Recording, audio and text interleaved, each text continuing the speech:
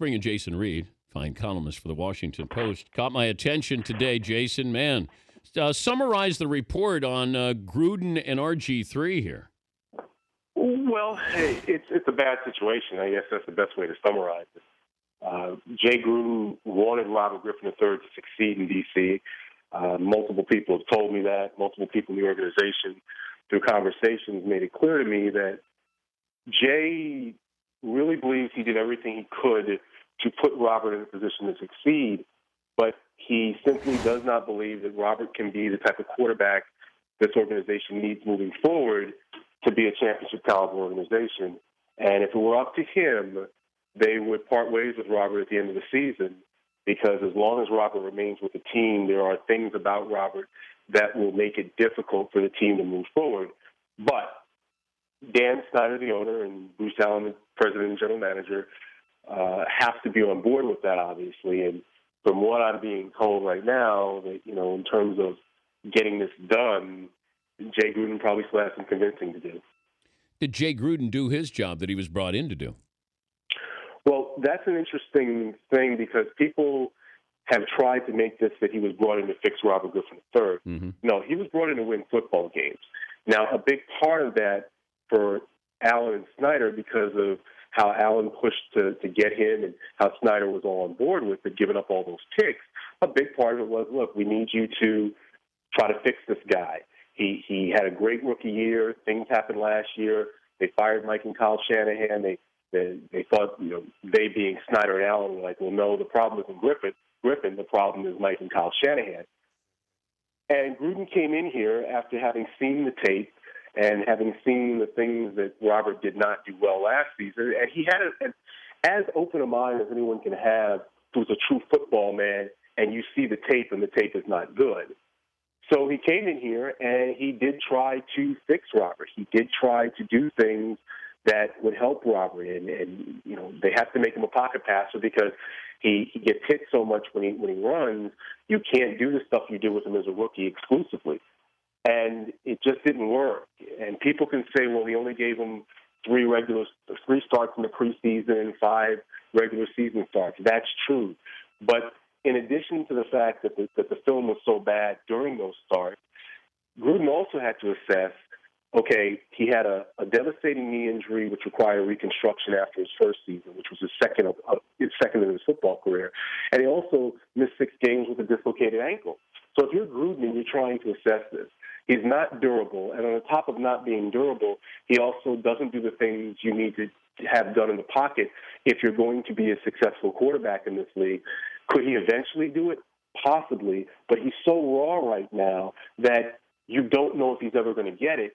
And Jay Gruden was brought here to win football games. That's his primary job, and he doesn't feel he can do it moving forward. But Jason, why was RG3 so good when he came into the league? Well, there are several factors. One, and people forget this, people think Griffin is a great runner. He's not a great runner for football. He's a great runner in track. If you're a great runner in football, you're elusive. He wasn't elusive, but he was so fast that it enabled him to do things that, in terms of just outrunning the defense, well, he's not quite as fast as he once was. Remember, another knee reconstruction, a dislocated ankle. In addition to that, Griffin was put in a system, and people did not give Kyle Shanahan enough credit for what he did. He put Griffin in a system, a college option-style offense, a spread offense. He took elements from those things, and he put Griffin in a situation where it really played to Griffin's strength. But now that he has to play more in the pocket, and the pocket thing was an organizational decision, because they can't have him constantly running around on a read option and getting killed. Now that he has to play more in the pocket, and that's what Gruden was trying to do, make him a pocket passer. He's so deliberate in reading defenses. He shows basically such a small awareness of pocket presence for a guy in his 3rd season in the NFL, that what Gruden determined was, okay, this just isn't going to work. So you go back to 2012, people want to talk about that, but it's not the same guy. The league has done a better job with. I mean, look at the problems Colin Kaepernick has had. Okay, in San Francisco in terms of running that offense. You have a situation where he's not the same guy he was in 2012, also from a confidence standpoint, and coupled with the changes that they decided as an organization to make, it just isn't working. Talking to Jason Reid from the Washington Post, joining us, Dan Patrick Show. Before I let you go, Redskins more alarmed with his inability to get better as a quarterback or the off-the-field brand issues that they see with RG3? Well, here's the thing, Dan. You have to separate when you say the Redskins, because Allen and Snyder are kind of together, and then you have Jay Gruden and the football people. Okay. For the football people, it got very tiring, all the hoopla that surrounded this guy. It got very tiring, all the social media stuff that surrounded this guy. It got very tiring that he kept finding the camera. You know, people say, well, the camera found him. I would submit he found the camera.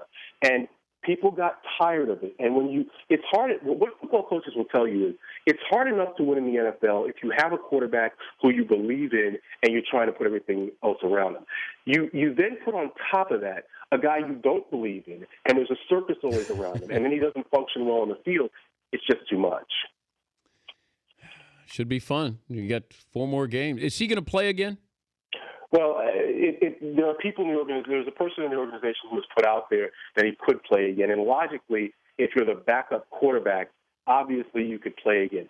But the better question is, will someone in the organization force Gruden to use him? If it's up to Gruden, from what multiple people have told me, he would much rather play Colt McCoy and find out in these last 4 games, is Colt McCoy a guy who's serviceable so I don't have to go back into the draft again right away?